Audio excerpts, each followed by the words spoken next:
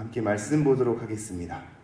누가복음 18장 9절부터 14절까지 말씀입니다. 또 자기를 의롭다고 믿고 다른 사람을 멸시하는 자들에게 이 비유로 말씀하시되 두 사람이 기도하러 성전에 올라가니 하나는 바리새인이요 하나는 세리라. 바리새인은 서서 따로 기도하여 이르되 하나님이여 나는 다른 사람들 곧 토색, 불의, 간음을 하는 자들과 같이 아니하고 이 세리와도 같이 아니함을 감사하나이다. 나는 일해에 2번씩 금식하고 또 소득의 11조를 드리나이다 하고 세리는 멀리 서서 감히 눈을 들어 하늘을 쳐다보지도 못하고 다만 가슴을 치며 이르되 하나님이여 불쌍히 여기소서 나는 죄인이로소이다 하였느니라. 내가 너희에게 이르노니 이에 저 바리새인이 아니고 이 사람이 의롭다 하심을 받고 그의 집으로 내려갔느니라. 무릇 자기를 높이는 자는 낮아지고 자기를 낮추는 자는 높아지리라 하시니라. 아멘. 우리가 어제 이 말씀을 잘 상고해 볼 때 기도하고 낙심하지 말아야 할 것들을 우리에게 일러 주었단 말이죠. 그러면서 마지막에 인자가 오는 날에 믿음을 보겠느냐 이렇게 마쳤단 말입니다.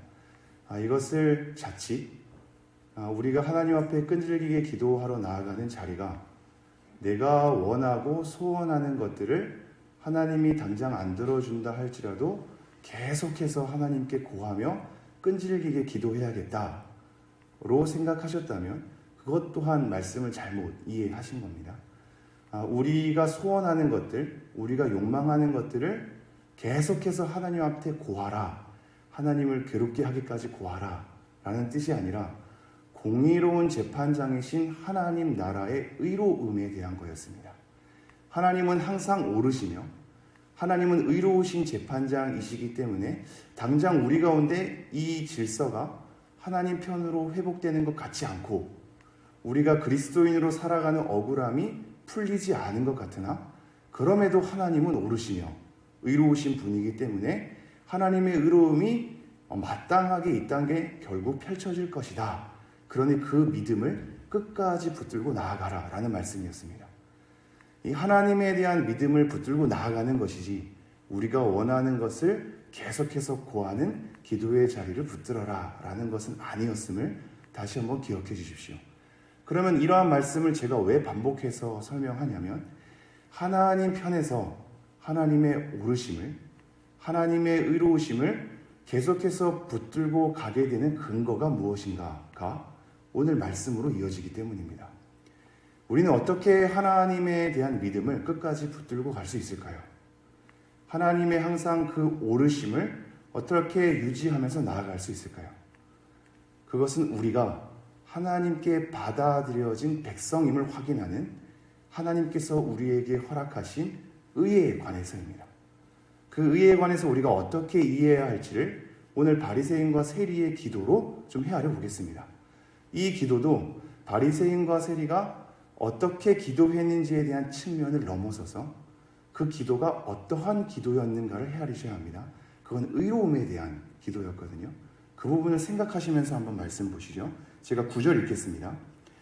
또 자기를 의롭다고 믿고 다른 사람을 멸시하는 자들에게 이 비유로 말씀하시되 자기를 의롭다고 믿는 무리들이 있는 겁니다. 그런데 그 무리들은 다른 그룹들을 멸시하는 비교 속에 있지요. 비교 가운데 내가 의로움을 얻을 만한 것들을 헤아리는 사람들이었습니다. 그래서 자기 의를 취하는 사람들이죠.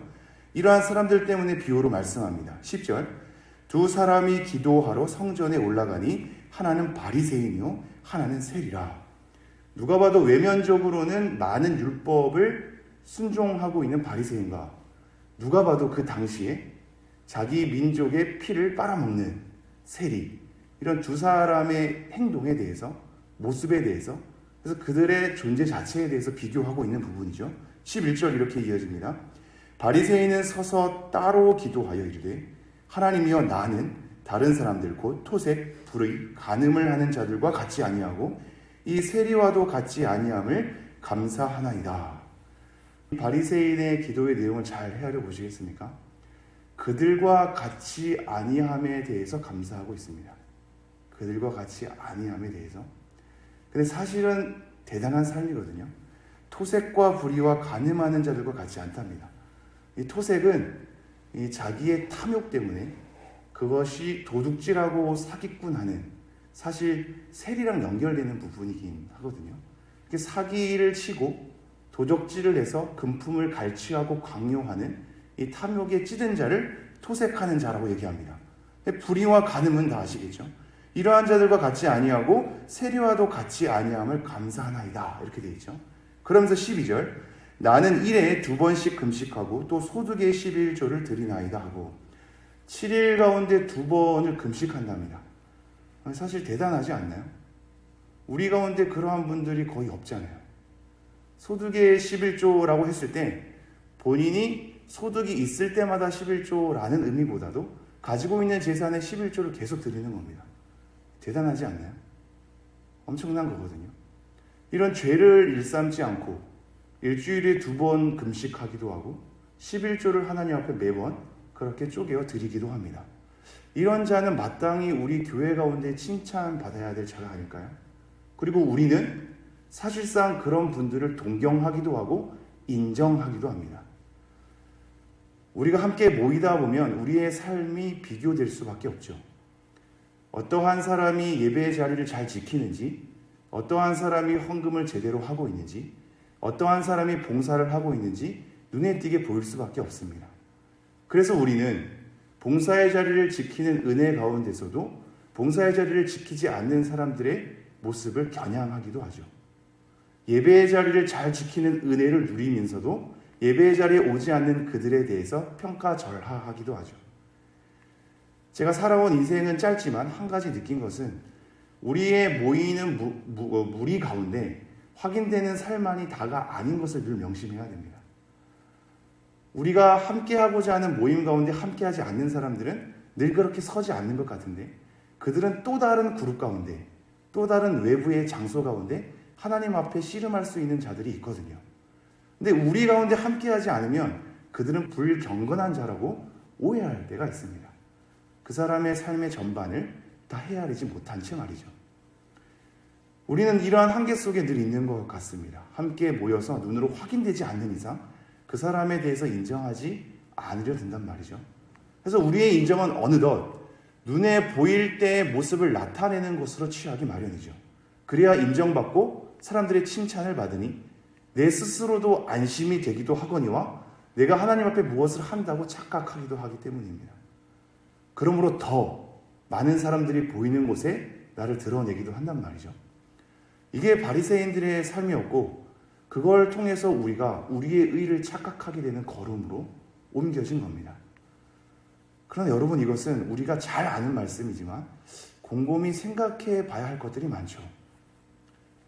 예배 자리에 잘 빠지고 헌금을 잘 하지 않고 누가 봐도 일상 가운데 죄를 일삼는 사람에 대해서 우리는 그들의 믿음을 의심하기 마련입니다. 그리고 우리가 이렇게 예배의 자리를 잘 지킬수록, 봉사의 자리를 잘 지킬수록 우리 일상 가운데 다른 죄를 많이 일삼는 사람과 같지 않고 씨름하면서 하나님의 말씀을 잘 지킨다면 우리는 그러한 삶을 통해서 내가 믿음이 괜찮구나를 확인하며 그 가운데 나의 의로움을 차지하려는 습성이 우리 가운데 늘 도사리고 있죠. 이것을 어느 누가 지금 비난할 수 있겠습니까? 우리 모두가 그러고 있는데 말입니다. 그렇지 않습니까? 누군가를 인정하는 자리가 여전히 우리는 비교 가운데 어떤 사람이 무엇을 더 했을 때, 더 열심으로 섬겼을 때, 더 그 자리를 잘 지켰을 때, 열심히 봉사했을 때 우리는 곧 인정하게 되고 그들에게 직분을 주며 그들의 믿음을 우리는 칭찬하는 것을 보게 되죠. 이러한 굴레 속에는 바리새인과 다를 바가 없게 되는 겁니다. 그리고 그 부분에 대해서 성경은 사실상 되게 세밀하게 기록하고 있거든요. 제가 다시 한번 11절을 읽으면 바리새인은 서서 따로 기도하여 이르되, 이렇게 되어 있죠. 이 따로라는 말이 각각 떨어져서 기도한다라는 표현으로 들릴 겁니다.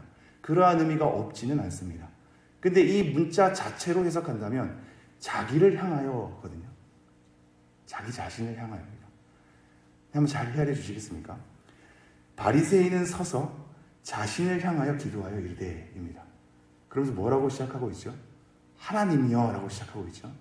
근데 하나님은 그냥 부르는 호칭일 뿐 그 내용을 보십시오.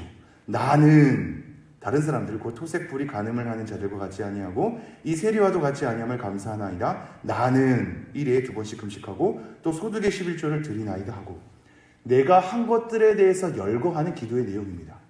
자신을 향해서 말입니다. 우리가 지금 이 말씀을 끝나고 기도하지 않습니까? 저도 가끔 그럴 때가 있거든요. 묵상을 하고 내 내면을 들여다보는 것도 기도라서 그렇게 내 내면을 들여다보다가 자칫 이 기도가 하나님을 향해 있지 않고 내가 나에게 하는 말로 바뀔 때가 있습니다. 여러분이 이것을 헤아려 보신 적이 있는지요? 내가 기도를 하는데 하나님을 향해서 하나님을 부르며 기도하지만 사실상 그것은 하나님과의 소통이 아니라 내가 내 자신에게 얘기하는 주문과 같은 기도가 될 때가 있습니다. 지금 바리새인이 그렇게 된 거거든요. 자기를 향하여 기도합니다. 그래서 하나님이여 라고 부르짖지만 내가 한 것들에 대해서 묵상하게 되죠. 나는 저들과 같지 않습니다. 나는 이러한 것을 했습니다. 나는 일주일에 2번 금식하기도 합니다. 나는 소득의 11조를 드리기도 합니다.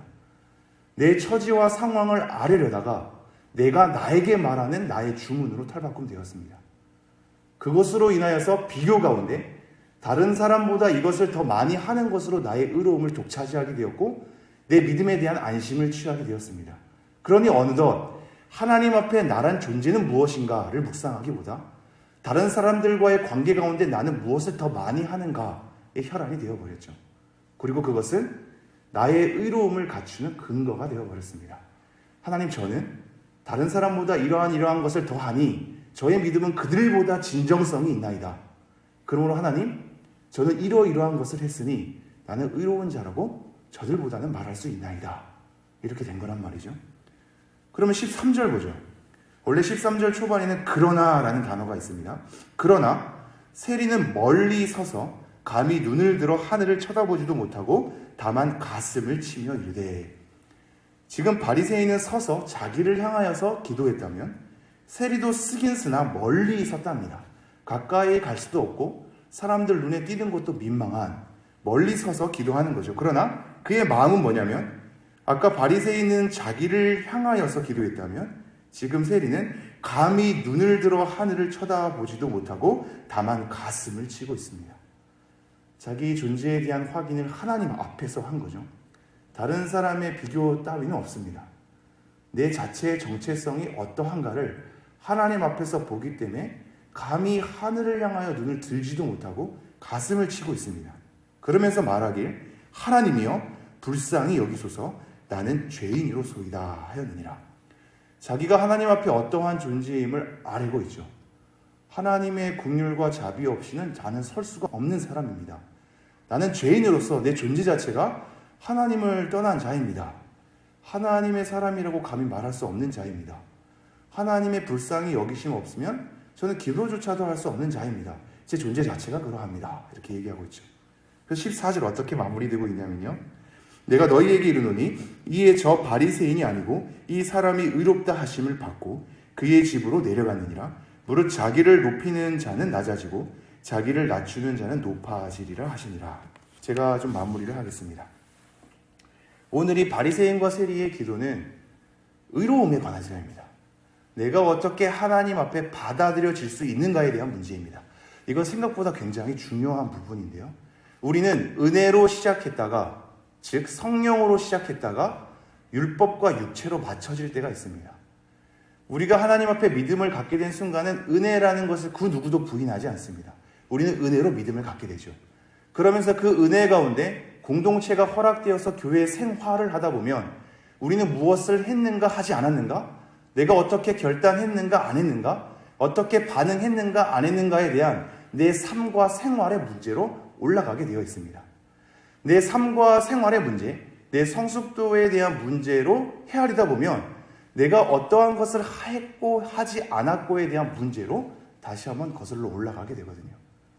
그래서 내가 하나님 앞에 받아들여질 수 있는 존재인가에 대한 근거가 어느덧 나의 삶의 성숙도로, 내 생활의 모습으로 내가 어떻게 하나님 앞에 반응하고 있는가로 둔갑돼 버립니다. 그렇게 되면 우리는 다시 율법으로 돌아가는 겁니다. 내 삶의 성숙도와 하나님 앞에 잘 반응하는 것에 대한 문제는 어디서 시작돼야 될까요? 그것은 내가 하나님 앞에 받아들여질 수 있는가에 대한 문제가 아니라 하나님 앞에 내가 자녀답게 살 수 있는가의 문제로 가야 됩니다. 하나님 앞에 자녀답게 하나님을 닮아가는 구석이 있는가에 대한 문제로 가야지, 내가 이러한 삶을 성숙하게 살아야 하나님께 받아들여질 수 있는가에 대한 문제로 가면 다시 우리는 은혜의 자리를 상실하고 우리가 열심으로 하나님 앞에 서야지 인정받는 것으로 가게 된단 말입니다. 의로움이란 그렇지 않습니다. 하나님의 의는 우리 안에서 발견될 수 없고 우리의 열심으로도 갖출 수 없으며 우리가 무엇을 행한 것으로 조건을 이룰 수도 없습니다. 하나님의 의는 철저히 하나님으로부터, 예수 그리스도가 이루신 것으로부터, 외부로부터 우리에게 인정되는 겁니다. 예수님 때문에 우리를 받아주시는 것이 우리가 무엇을 반응했고 삶의 성숙도를 이루었고 율법을 많이 순종했기 때문에 받아들여지는 것이 아니란 말입니다. 그렇게 가면 우리는 결국 재림 때에 아무도 받아들여질 수 없습니다. 아무도 하나님 앞에 받아들여질 수 없습니다. 우리가 받아들여지는 것은 하나님께서 우리를 인정해 주시는 예수 그리스도로 말미암아, 성령의 일하심으로 말미암아 우리에게 믿음을 허락하셔서 그 믿음을 통하여서 우리에게 구원을 허락하시는 철저한 하나님의 은혜란 말입니다. 이 의로움의 자리와 토대를 헷갈리시면 안 됩니다.